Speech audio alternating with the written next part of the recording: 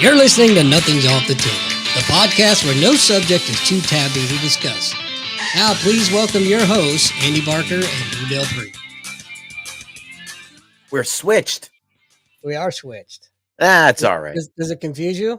It's okay. Watch No. this. Oh, shit. Just like that. Bam! But you know what I'll tell you? You know what I'll tell you the truth, though? And I don't know if it's OCD or anything, but, that didn't bother me. But you know what bothers me? Like right now, I'm looking at the right and you're on the left is how it looks to me, right? If we were sitting next to each other and we were playing a video game together, like a racing game, if I was looking cross screen, that would kill me. Oh, I would have to switch with you.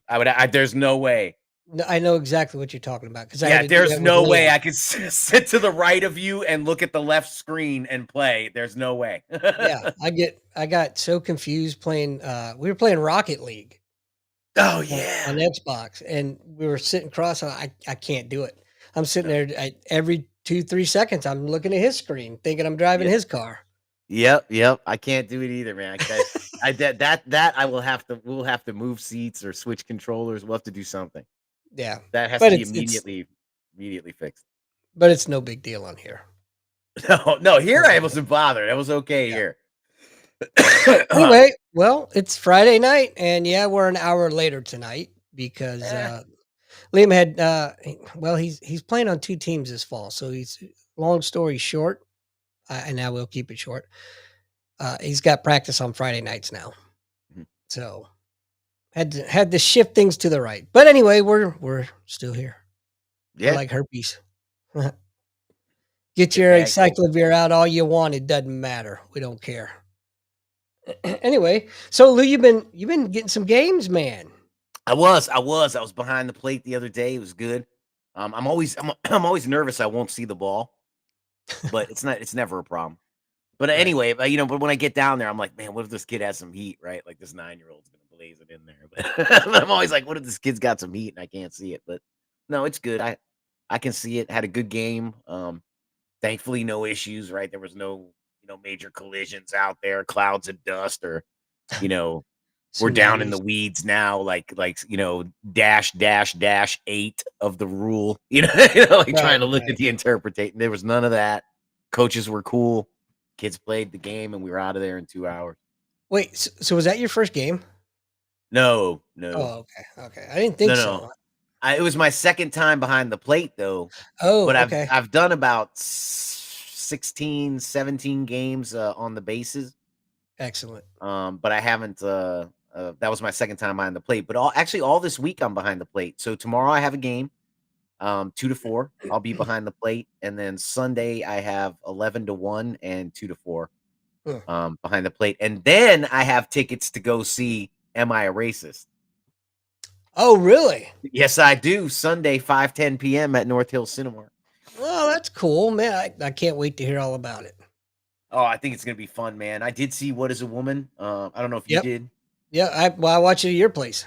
Oh, that's right. I forgot about that on your way to camp. Yep. Yeah. Excellent man, movie. That movie was funny.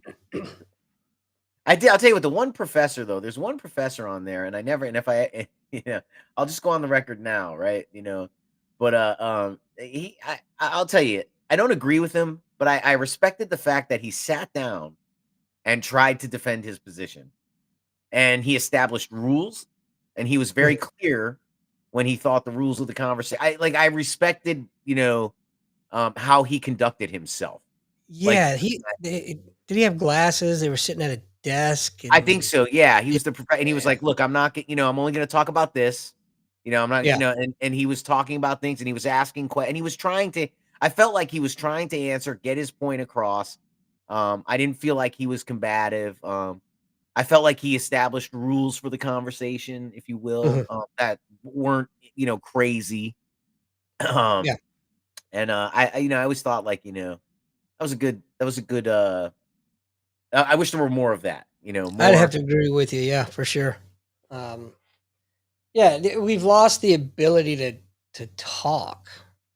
It's nobody's listening. It's just spewing venomous vitriol, and listening long enough to respond instead of actually hearing and understanding. Yeah. Yeah, people Maybe. wait to speak. They don't listen, they wait to speak.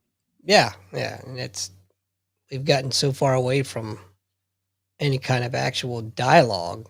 It's ridiculous. But oh, what's up, dude? Uh, What's that? Yep, we're live right now. So we've just been joined by the one and only, yeah, the one and only Liam. Oh, Yeah, well, I'm trying to hold two conversations at once. I can't even remember what I had for no, it's all breakfast. good, man. But, yeah, we were just talking about some what the hell were we talking about? I don't even remember, Conversations, man. conversations, and lack thereof. That's right, conversations lack thereof. No, we were talking about umpiring and, different things, What up, we're talking Joe? a little bit about the payments too, like how much they pay for umpires, and that's Yeah, just an interesting thing, some places are still cash, and some places go through the website, right. and my relatives were telling me, they do the payments down here, it's all like a cash-based system. They're set up in the Northeast, it's more of a, they're starting to use the computer. And you said where you are, they use the computer, right? Yeah, yeah, everything is done electronically. Yeah. Where I'm umpiring at now. It's little league basically, rec ball, and I found that I am enjoying it Yeah. so much more. From the teaching aspect, mentor aspect of it, and you know what, I'm maxed out on their pay scale. I think they start them at $30 a game, and I'm getting Whatever. 55 a game. Where high school ball I was making a lot more, but Yeah. I feel like I'm making so much more of an impact where I'm at now. Yeah. So, and I'm not doing it for the money anyway. Money's nice. Yeah, well, you can't say that, man. They'll kill you. Right, The ones that are doing it for the money will kill you. right. Well, those are the ones that shouldn't probably be doing it anyway. No, I hear you, man. We got a couple of young kids that umpire, college students, you know, Mhm. in between, classes or, summer break and stuff. I umpired with a couple of them in June when I was on the bases. Um, but, yeah, I'm looking forward. Pennsylvania has pony ball. Yeah, It was like started out of Philadelphia. It's like something protect our youth. Yeah, protect our youth.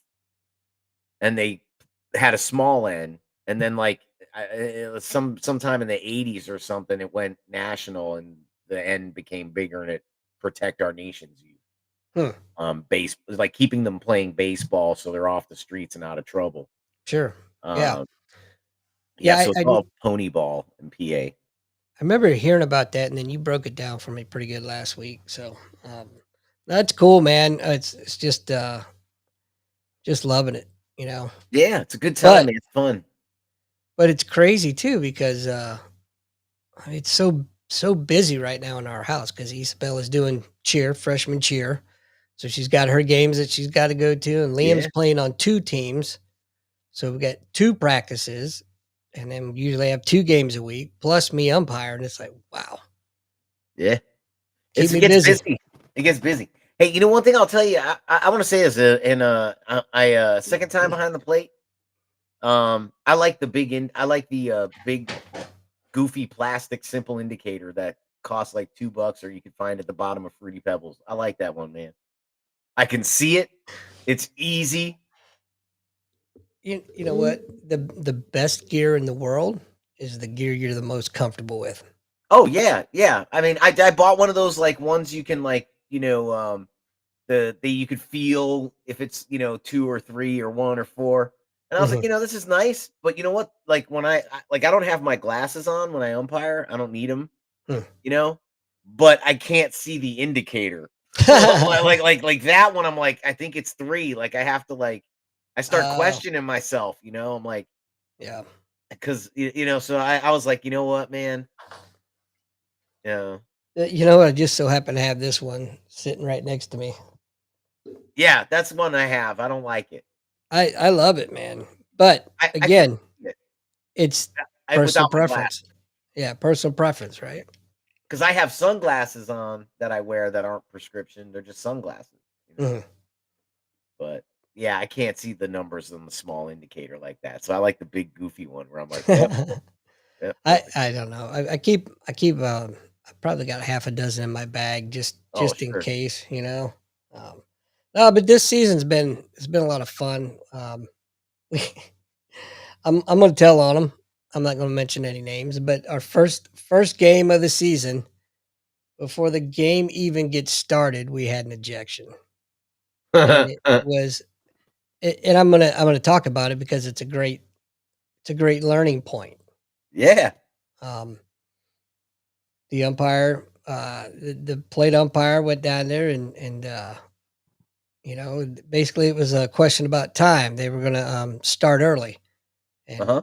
coach says, "Well, you know, I thought we're supposed to start at this time. Who says we're going to start early?" And he says, "I said we're starting early." The umpire? Yeah, you know, and just like that, you know. And then the coach says, "We don't have to be a dick about it," and he ran him. And so the reason I say it's a learning point is because, well, number one, that should have never ever happened. You know, Yeah. the umpire was wrong for the way he said what he said. He didn't have to say that. Coach is wrong because he got personal, but I can totally understand his frustration. Yeah. So, and it actually ended up getting overturned. But it's like, come on, man, seriously? First game of the season, you haven't even started yet? Yeah, God. the guy that runs our league is like, I asked him something about ejection or I forget, Did or you give him a I course of asked him, direction? I asked him, "Do you do a report, Mhm. after every game? Like, is there a report after every game?" And he was like, "Oh, no, man. No, no, you don't have to do any of that." He goes, "Just if there's an injection," he goes, "then you just write something down." He goes, "But I'll tell you," I goes, "I've been umpiring 20 years, man. I've ejected 3 people."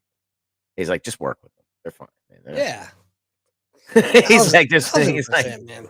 he's like, "I've ejected 3 people in my career, man." He's like, they'll settle." He's like, "They just wanna play the game. Everybody just wants to play." Right. Granted, I haven't been doing as long as he has, but I've only ever ejected one person, and my hands were tied on that. You know. Yeah, I mean, and I could see that, right? I had a guy cursing. We told him not to curse. He stopped. Mhm. But if he keeps cursing, I mean, there's little kids around, you Right. know? I'm supposed that's the whole reason I'm there. Fairness and safety. Right. You know? I Well, can't have some dude popping off, yeah. cursing all day long. The only ejection I've had was a malicious contact. Oh, there you go. I didn't have a choice. Yeah. Hands are tied on that one. You got to go. But I feel that if I can't diffuse the situation and if I have to eject someone, I failed. Me personally, because Yeah. I feel like I can diffuse and de-escalate almost any situation. Yeah. I mean, if I can get them crazy people to come down off the ledge, I think I can handle a damn little league ball game. No, I know. I know, man. Some of these parents are crazy, but after every game, I always thank the coach for volunteering. You Yeah. know, I'm just trying, I'm new, so Mhm. I'm trying to, just get people to, maybe associate kindness when they see me, so that maybe they're not, so, because the problem, Andy, is it's not that I don't want the conflict. I want it so bad, and Yeah, it's not good for you, and it's not no. good for me. Just gotta push it down, man. Just I know, push it way but down. it's not I'm good. I'm to the point where I'm much calmer. I would much rather just kinda coke and joke because I know the other side of that is, that switch is just too easy to be flipped. Oh, And man, that's what I'm once it's saying, man. flipped, I I can't control it. I keep thinking like, "Well, this is what I trained for." Yeah. Like, I'm gonna double leg the shit out of this guy. He has no idea it's coming. He doesn't know. Right? He's not gonna Right? be able to wipe his ass when I'm done. I'm gonna break both arms. How about a nice Taitoshi under the home plate with your fucking grape? Yeah, like Bam! Like, he has no idea. Yeah. He But doesn't expect a 50-year-old to be practicing double legs 3 times a week. I That's right. gotcha. No, I've had a, so far this season, it's been great. I mean, Good. Good. yeah, it Hey, really has. speak speaking of suboptimal. Uh-oh. How did you see that debate? Yeah. Yikes. You know, I didn't see it live because I was working on the plate, but, I came home and I started watching the replay. I couldn't get through it. It was rough, man. It was I rough. couldn't. I don't think it moved the needle. People are saying like there's no real, like nobody's really moved, like nothing's really shifted. Well, I tell you, I saw the betting odds jump in her favor after the debate. Well, she proved that she can front this thing for sure. I mean, that was the problem with Joe Biden. Joe Biden couldn't front the steal. I Yeah. mean, no one would have believed 81 million votes again with him. No No. one. And Right. so, this when she went out there and she was cogent and didn't fall on her face, and um, there's alleged, reports that ABC News, and I want to be clear, the affidavit says ABC News gave her the outline of the direction of questioning and gave her a guarantee that Trump would be fact checked live and that she would not. Which is why she came in so bold with all that Charlottesville lies and everything. Those have been the Charlottesville lies, the biggest one of all that's been debunked even by Snopes. Right. Even by Snopes, it was debunked, right? But then you had Trump say it was debunked by Sean Hannity and Laura Ingraham and Jesse Waters. And you're like, maybe, but Yeah. Not the individuals to back you on that one a whole lot. yeah, anyway. Kamala, maybe it was a great debate, maybe it wasn't. I don't know. It could probably be the worst debate in history for me, personally. I mean, it was terrible. Like they absolutely ganged up on him. But in all honesty, man, I mean, I think I'd do pretty well against all three of them. I mean, I do, man. I do think I'd do pretty well against all three of them very easily, man. Very easily. I think I he mean, was I would. I mean, Kamala Harris. I'm going to give each person $6,000. Yeah, where's that coming from? How you going to do that? or how about What's the that called? $50,000 small business loans? I mean, it's just or I mean, a ton of people had a ton of recommendations on how to handle certain things and stuff like that. But I mean, as far as like David Muir and them like fact checking, as soon as she said Charlottesville, I would have been like, David, Right. I know, you know. I felt he was holding back for some reason. Trump? Yeah. Oh, absolutely, man. Because if he came off hard on her, then that would have been the headline. Trump misogynist. Yeah. That would have been far worse than looking like. But now you see Kamala running around. People are. We'll see. We'll see what happens, right? But I'm gonna make a prediction. People, I watched her rally today on TV, Mhm. and it was insufferable. It was terrible. Was it the Like, same old bullshit? no, she is arrogant now. Oh, She boy. is arrogant now, and Mm. it is bad, man. Like, I was listening to her, like, oh man, you know, all it takes is one good reporter to ask a couple of questions, and she is toast. She is Well talking so much crap, but has nothing behind it. But you know why she's talking crap? Because well, no one's gonna ask, no yeah. one's gonna follow up. There was zero follow up with Muir and them, but they were all over Trump. How It's about the so love pathetic, question? man. How about the love like Vice President Harris? Trump has vowed to do X, Y, and Z. What do you think about that? Instead, like, can we get a policy question? Like, can we get a I don't know. Maybe, I think it was very obvious to everyone. If it's not obvious to you and you thought it was a fair and balanced debate, I'm just gonna go ahead and say there's something wrong with you.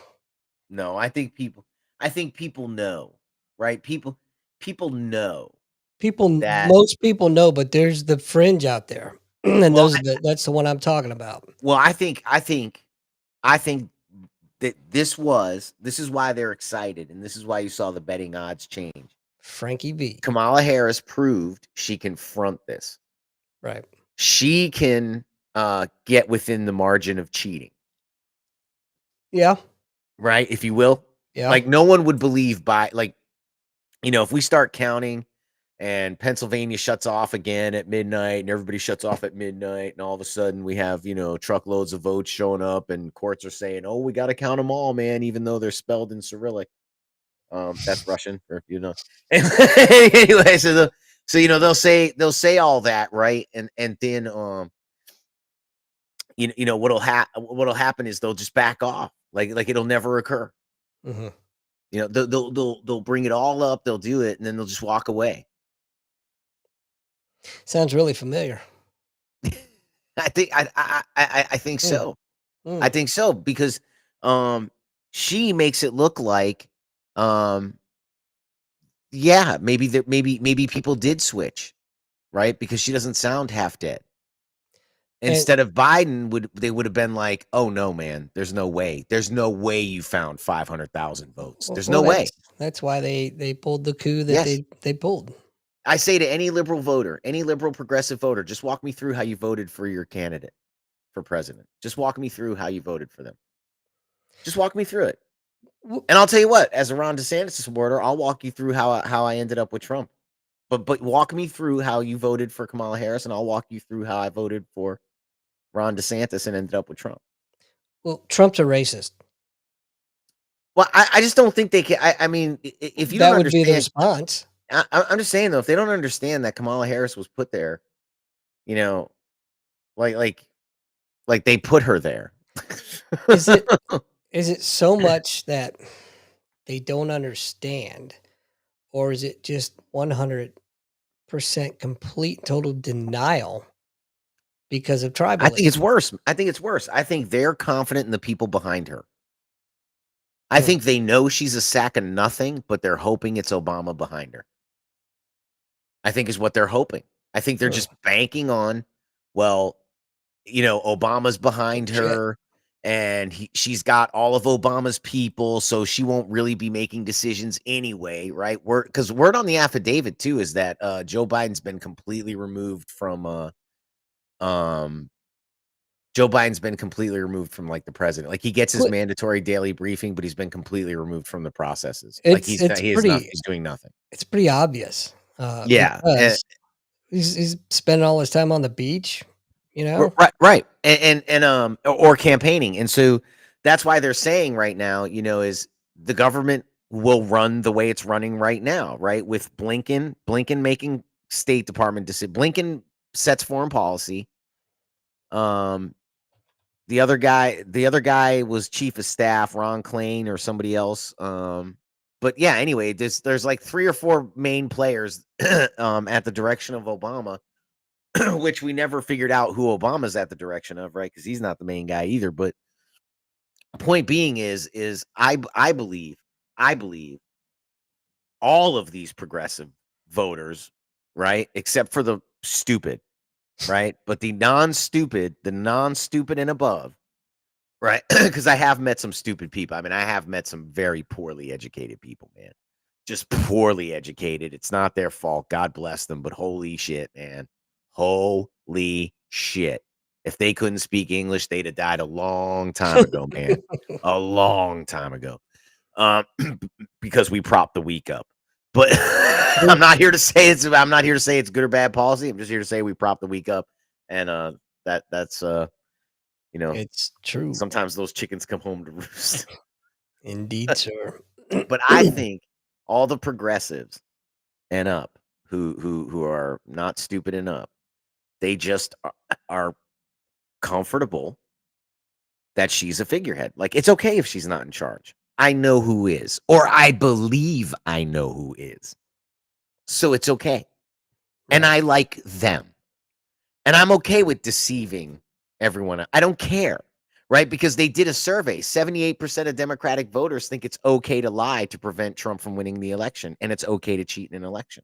right? You can go look all those things up, man. They polled them. They said, yeah, it's absolutely okay to lie. It's absolutely okay to cheat if it keeps So Trump out.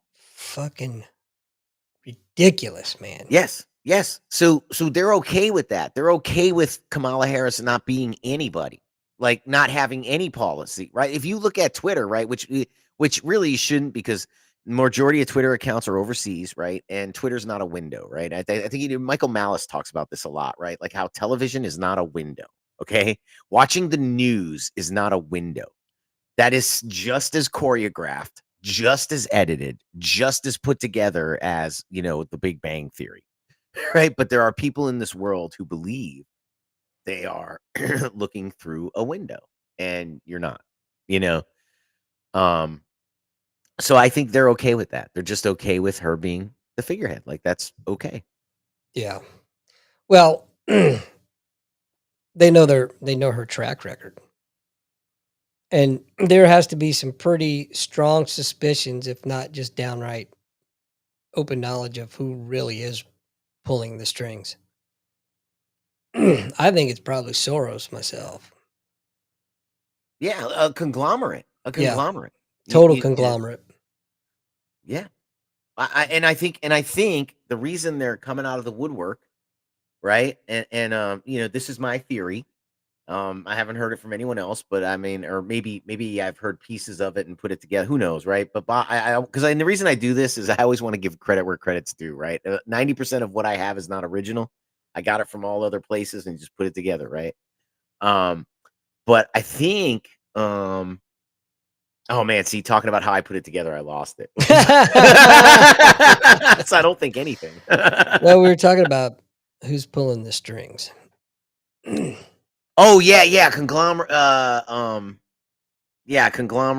and world World Bank people. But yeah, I do like you were saying George Soros, and I was saying, yeah, I think it's a bunch of people. Yeah, I do. I think it's a bunch of people that have the world order in mind. And then here's what I think is the hardest part to figure out, though, is who's dictating, like who's involved and who's just thinks they're being helpful.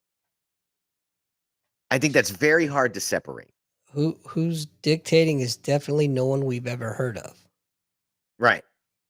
Right. Keep us talking, Luke. Well, I just think, I think the biggest problem that we look at, and the biggest thing, like when you look at the media, right, and you're like, oh, the media is it's all left leaning, and it's purposeful and it's by design and it's all these things, right? I mean, if you look at the history, it's like Bernard Goldberg wrote the book Bias, right? It's a very, very good book. Talks about working under Dan Rather. And Bill O'Reilly's commented on working under Dan Rather before too. Just really biased guy. They used to call him the Dan. Anyway, if you ever did something he didn't like, you're out, as long as you're pushing the narrative. We have a caller on the line. No way. We do. Joe, you there, buddy? What's up? Hey, what's up, guys? Not that much. Hey, long time listener, first time caller. Because you're caller number 10. That's right. Hey. Live tonight, Virgin Sacrifices at 3 a.m. You've won. Tell him what he's won, Johnny. Do I win a CD from the closet? You in a pair of CDs nuts. VHS, do you have a player? What's up, dude? Right. Nothing, man. Just figured to chime in and see what you guys are up to and get in with the combo. Oh yeah, we're just talking about the new world order. Yeah. I'm out in Lakeland, Florida right now. I'm going through a 3-day tryout camp for Florida College Umpires. Oh, excellent. Oh, nice. So, yeah. So next 2 days will be games, and they assess us from there, and hopefully they bring me on and go from there. Well, normally I'd say good luck, but this time I'm going to say make your own luck. Yeah, you're right. Yeah, they told us it's ours to lose, so it's, you know what I mean. Exactly my point. You got it, man. Yeah, appreciate it. But I'm enjoying it, man. I'm new, and I tell them, I'm like, man, yeah, me, you probably smell the new car. I probably smell like a new car, But I have so much fun doing it. Smell I would describe you as, but okay. Exactly. Yeah, right. I quit smoking 5 days. Did I tell you that? I didn't tell you that. This is my 5th day of no smoking. Nice. Nice. Yeah. Nice. Keep going. Still, you're still smoking pole though, right? Every day. Okay. Anyway, yeah, that's fantastic, man. You're gonna crush it. I ain't worried about it. I'm not even Appreciate gonna lose sleep at all Yeah. over it. But, Right. I wouldn't anyway. But I mean, no, you got this. You got this. Yeah. Oh, I heard you had a pretty motivated phone call today. Oh, which phone call? Yeah, a little bit of mentorship action going on. Yeah. Oh, yes, I did. Oh, with Dan. That's right. Yeah. So how'd that go? Well, that was good, man. That was pretty good. Pretty much told the kids my story.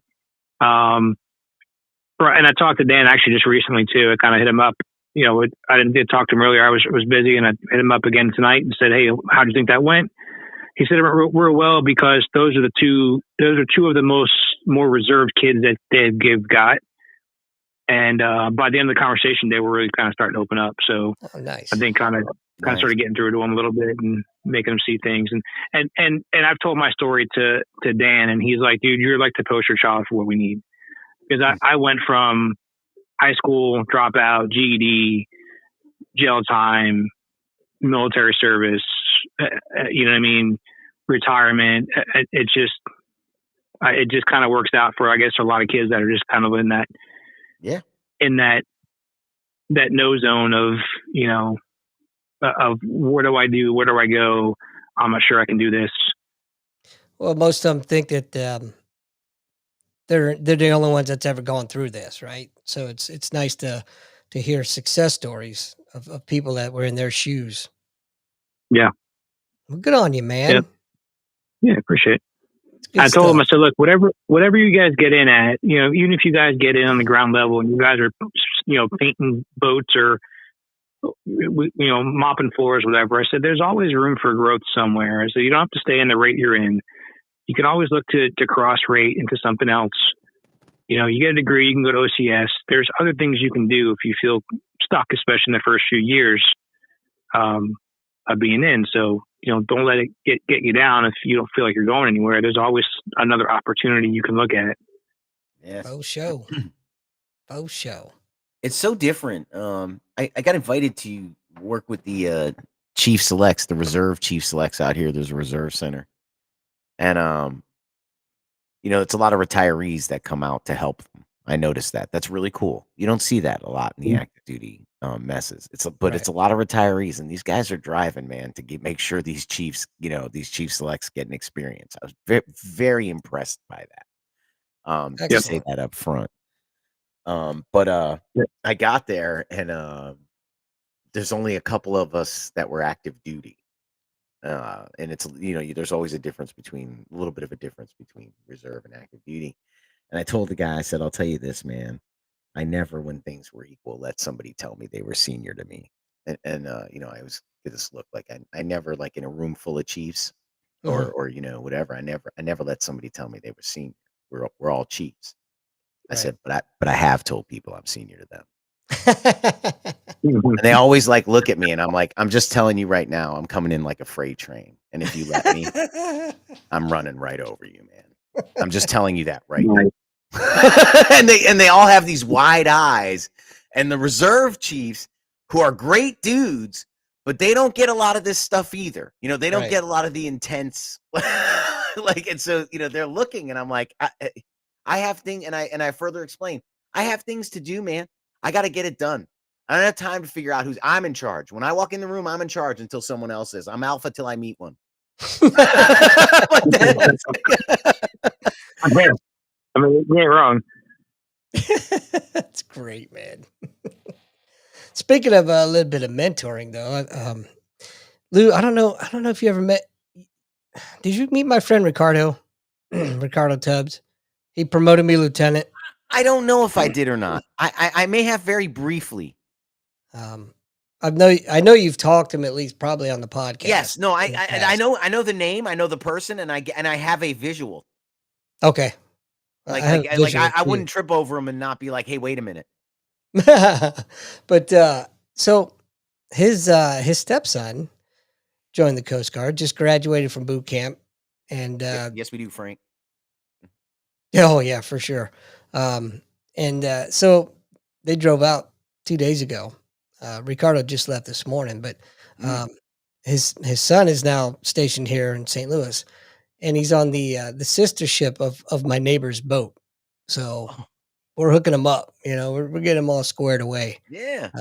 Good kid. I told him he can stay here as long as he needs until he gets situated, all that crap. So it's just you find, yeah, we're retired, but now you find ways to give back. To still matter at least to somebody.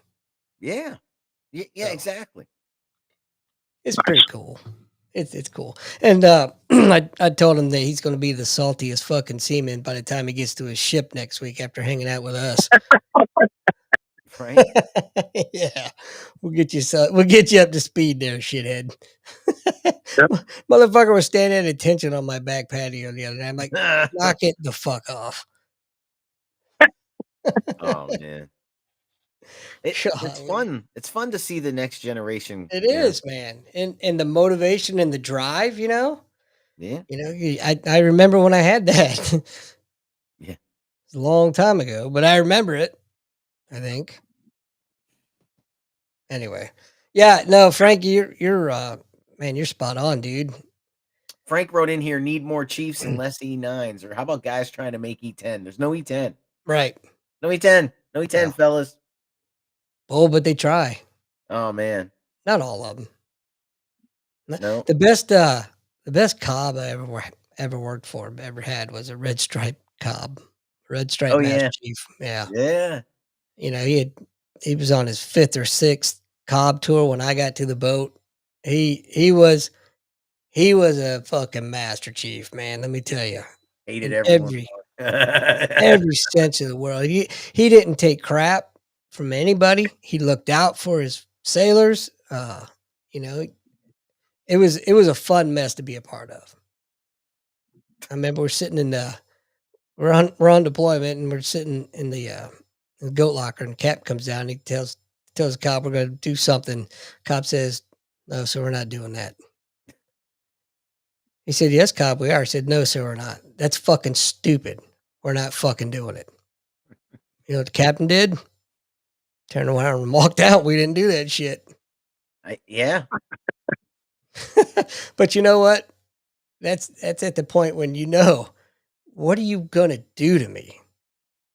Not a damn thing, You're gonna confine me to a ship?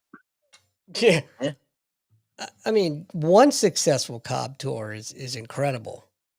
When I go ahead. That dude at that many, you know that boat better than anybody. Mm-hmm.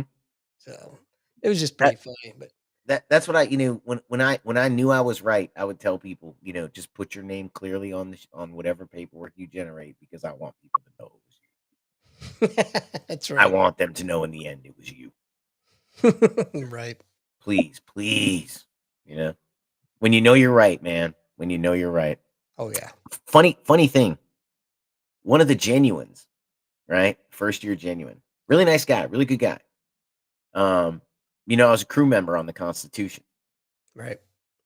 So I get there and I am talking about something. This is the first night, and I'm talking about something. About the duel of Stephen Decatur. It's one of my favorite stories. I love it. It has good lessons for leadership, in my opinion.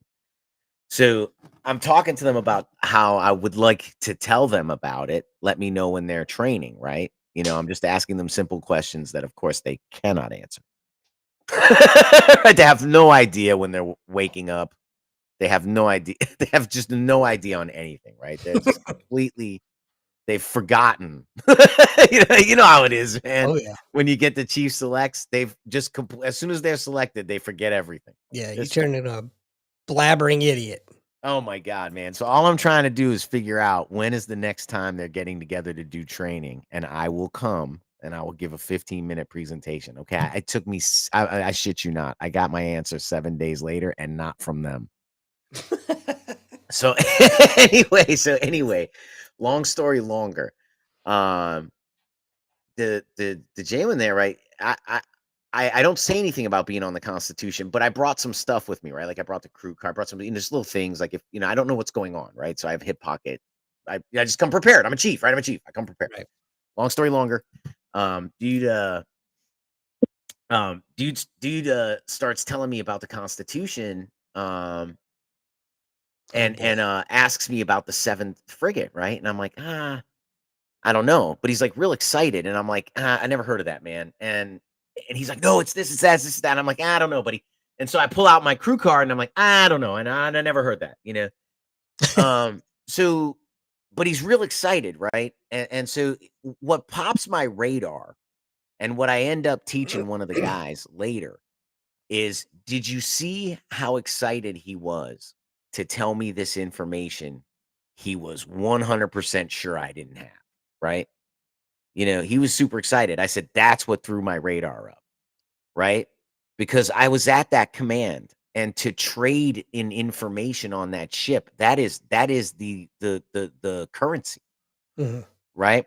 That's what younger sailors use to lord over senior sailors, right? Their knowledge of the ship, right? That's the dolphins, right? When Yep. you're cleared to give your tour. So you got E3s talking, smack to E5s Oh, and yeah. E6s till The they get their JOs. right? Yeah, till they get their tour. Not as bad as the dolphins, but it was bad. I wanted to murder several of them, having come from the FMF, and I knew they were not anyway. Many of them had come to Jesus moments.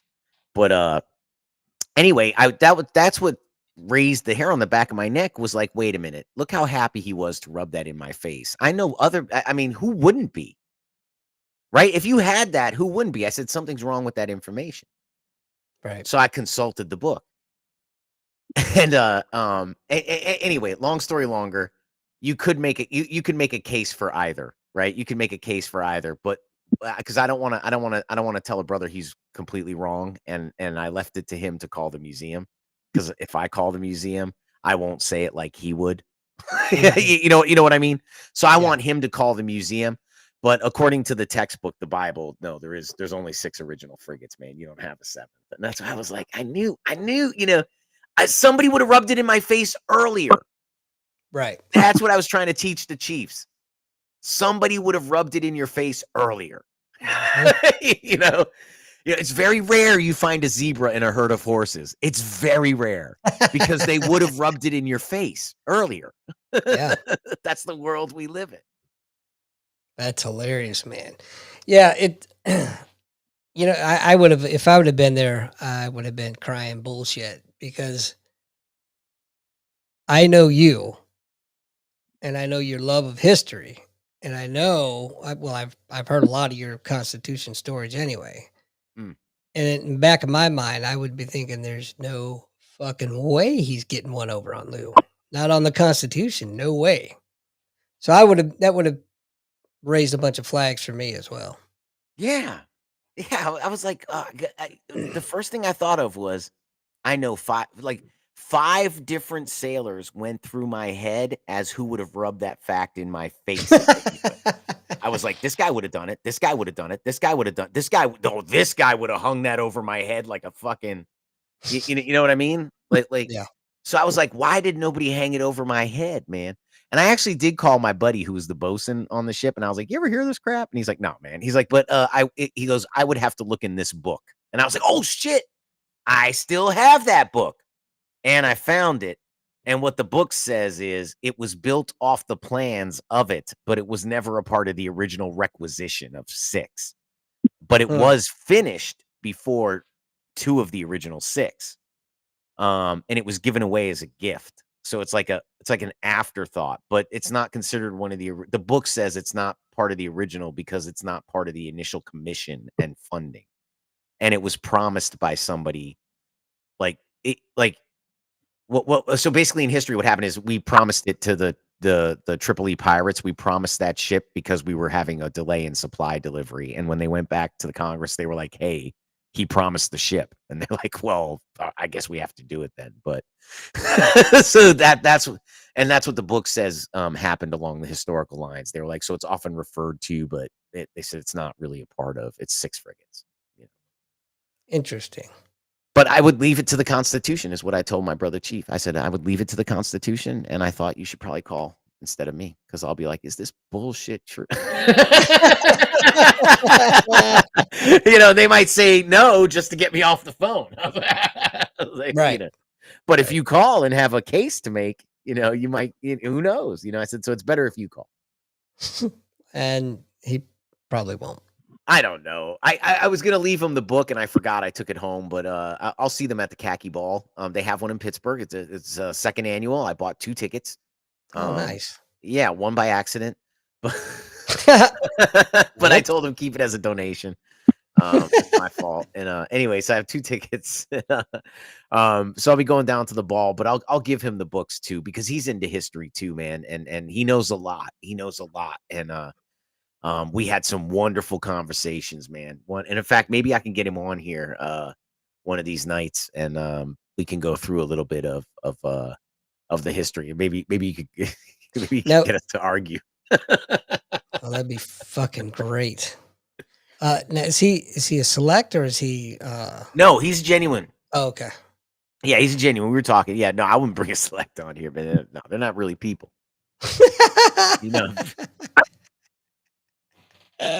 When you're a student, when you're in a student status, you're not a person. Nobody cares about you. Nobody cares about your IDC school year long, right? My pay's fucked up.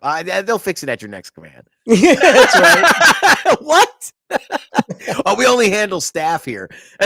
then you get orders, and you're like, "Hey, I'm here. I'm checking in. I just, weren't you just a student? Yeah. Well, didn't you hear? We'd only do students now.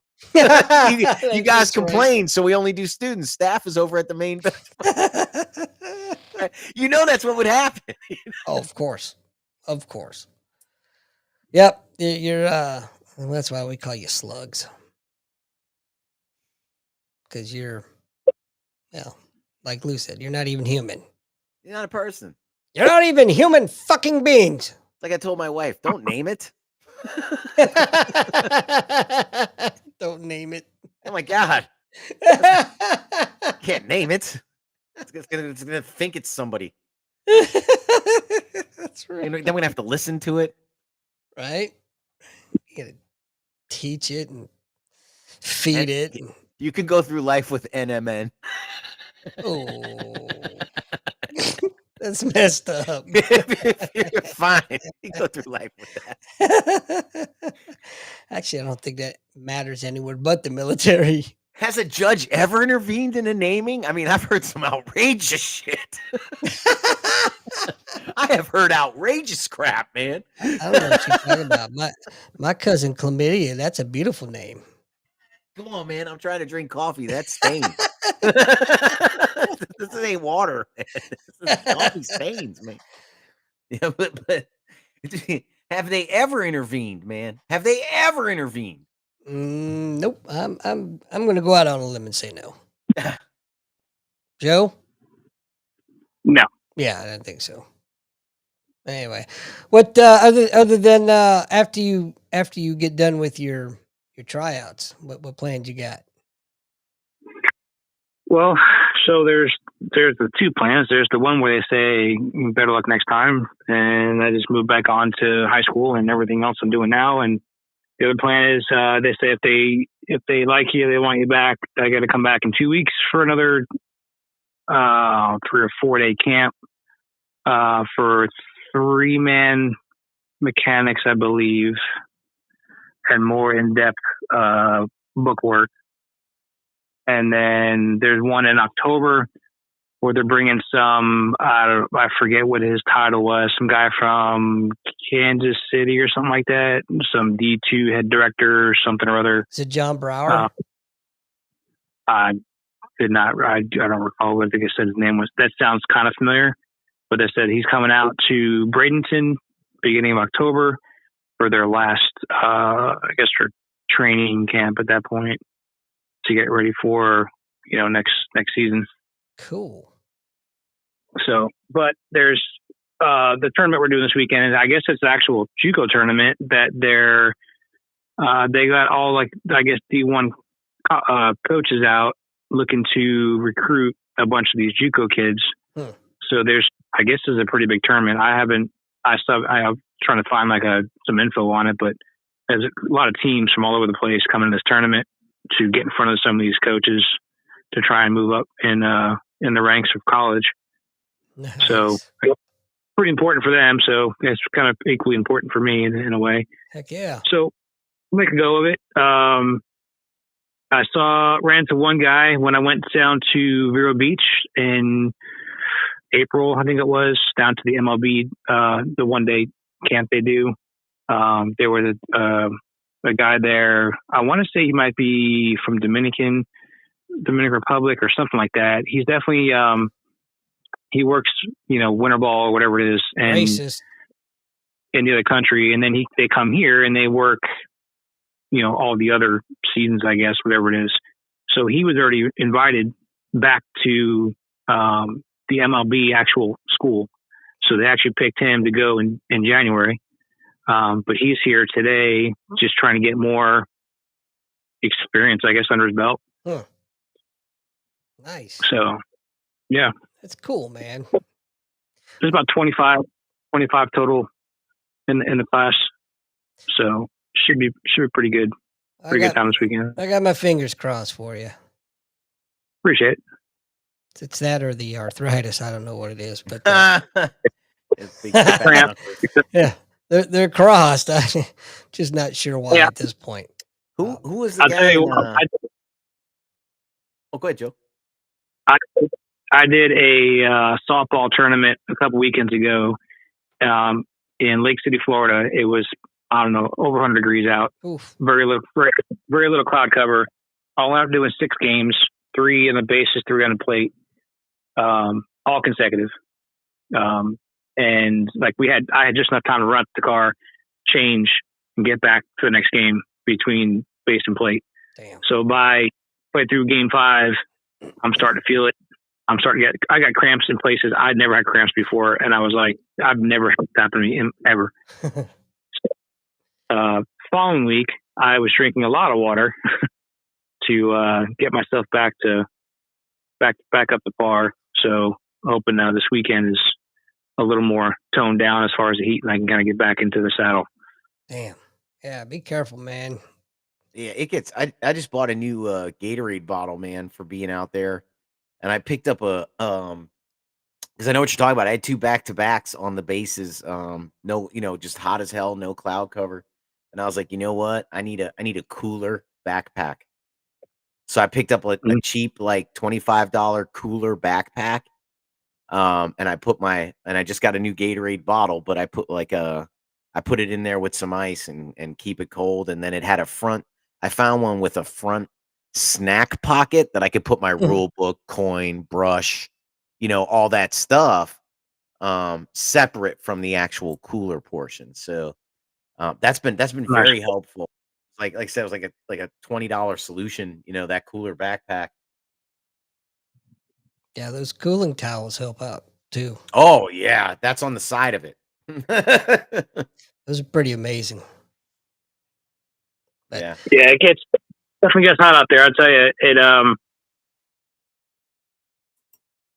before the last game. So the last game for me was they went from bracket to pool play, or sorry, vice versa, pool to bracket play. So the last game for me was a bracket game, and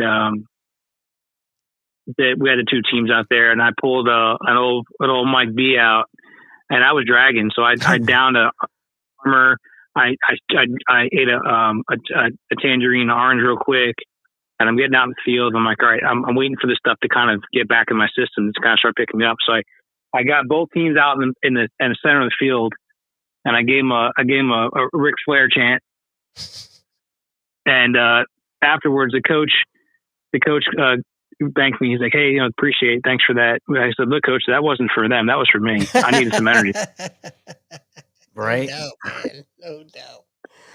Oh, it's hilarious. But it was a good time. I'm trying to get away from some of that, 6 games a day thing, and I'd rather get a little different angle. That's why I'm going this route. So we'll see how this goes and where it takes me. This guy will never do 6 games. Oh man, No freaking way. That's just increased opportunity for crazy call. Yeah. Like some nonsense to occur, man. Man's got to know his limitations. I know mine. I'm just happy to get out. I'm not gonna say that there wasn't a call in like the 5th game that might the right call. However, they went with it, so I went with it. There you go. Yeah, I was telling Andy I had to just yesterday I had to tell somebody about yelling foul from the sideline. Like he yelled foul, and so the kid stopped. But I had to be like, hey, dude, I called it foul because you did, because they stopped. I'm on the line here. You can't be doing that. You can't be yelling like that. Yep, that's verbal interference. Yeah. So I was like, I let it go this time, man, but next time don't, And he's like, well, it was foul. I was like, well, I'm on the line, It's man. not your call, dipshit. Yeah, I didn't want to create a problem and be like, you're wrong because the white chalk did kick up. I didn't want to do that and create this whole hassle of resetting everyone. Just left it at foul and just said, hey, man, don't be yelling anymore. He was cool. He was like, all right, yeah, hey, I understand. He didn't argue, but just my point being, I guess, is it can go haywire so quickly. It's not even your fault, Yeah. I ain't gonna lie. Yeah. I would have called it fair. Sorry. My hand was coming out, man. But when I saw the kids stopped making the play, I was like, oh, they gotta learn. Not fair. They gotta learn. I know, but I don't know. I felt it wasn't fair. In these tournaments, especially these travel tournaments, I've noticed that you can have a day where everything goes great, right? Yeah. No issues, no arguments. You're calling a good game. The kids are playing well. There's no discrepancies, even if there's some tough calls that happen on the field. Yeah. But then you got those games or those days where you find that one coach or a couple of them that just don't really know the rule book. Like over some very basic things, like if the ball hits the plate off the bat and then goes into fair territory, it's a fair ball. And they're like, oh no, hit home plate, it's foul. Like, you've been coaching for how long? and this is what you're telling me now? Like, I wish we could tell the directors or whatever it is, like, look, this guy should never be a coach. Go ahead and pull his card or whatever it is. This is horrible. There should be kind of minimum coaching skills requirements for those guys. Kind of like, we have some kind of basic testing or whatever. They should have something too. Yeah, because you could be a coach. You just go to an organization that has an opening in whatever age bracket and say, hey, I want to put a team together under your organization. And they go, okay, pay your $1,000 and you're in. Yep. Yeah. All about the money. That's crazy. Yeah. Oh, I was telling Andy, I said, I got one, I haven't used it yet because, I want to argue so much. I have to keep myself in check, make sure I'm diffusing situations, not arguing.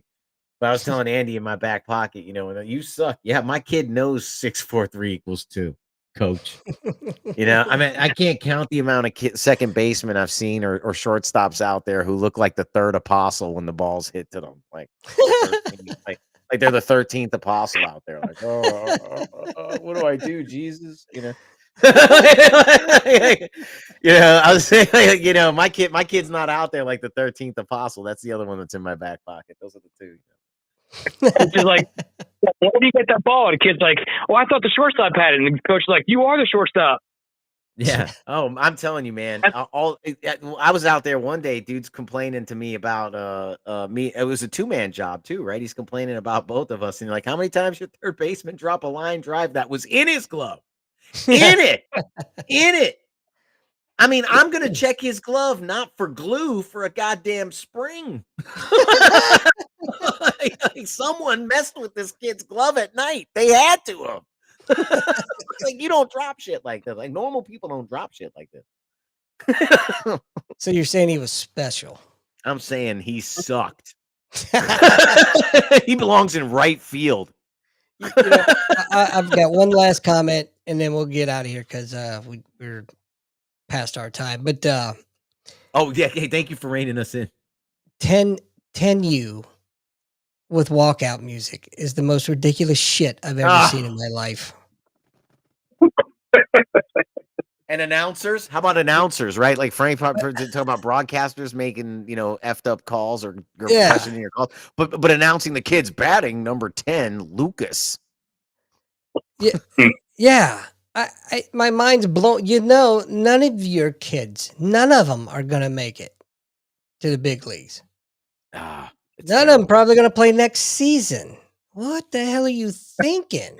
How about the gold chains on the 10? Oh my God. The gold chain. That cracks me up so bad. The gold chains crack me up. Yeah. I'm like, what? I don't blame the kids. I know, man. He's 8. He's 8. That's the other one with the coach pitch, and he's The out coach there pitch, in the yeah. circle, and he's got the gold chain in the circle. Yeah. With the okay. I want to look at the parents and be like, sell the chain and buy some batting time. Right? Buy some cage, sell the chain and get some cage time. Or look at him and say, you didn't play sports as a kid, did you? I don't know, man. I didn't get it, man. I don't get it. The goal. Trying to live through their kids, man. That's what it is. Anyway, Joseph, thanks for calling in, man. Yeah, Joe, good talking to you, man. Yeah, you too, guys. We appreciate it, and we'll holler at you next time, my friend. Absolutely. All right, Lou. Any last words, sir? I don't have any last words, but I'll tell you what, for veterans helping veterans, we'll go back to the well on Pinups for Vets, my friends. Get out there to Pinups for Vets. Support your local veteran charity. They always have decks of cards in every combat theater, making any lonely night that much lonelier. It's always a problem when the deck of cards disappears, and then you're reminding Marines to change their socks, and like, we've been out of socks for weeks. I don't know what you're talking about changing. Anyway, Pinups for Vets, providing a service overseas. We're all aware of it. My gosh, get on there, donate, order some stuff, some supplies, get it moving. They're a great charity. Everybody loves them. Pinupsforvets.com. Yeah, what he said. All right, we're out of here. Peace out. You're listening to Nothing's Off the Table with Andy and Lou, an Admiral Media production podcast. All information at the time of recording is mostly accurate. Comment below.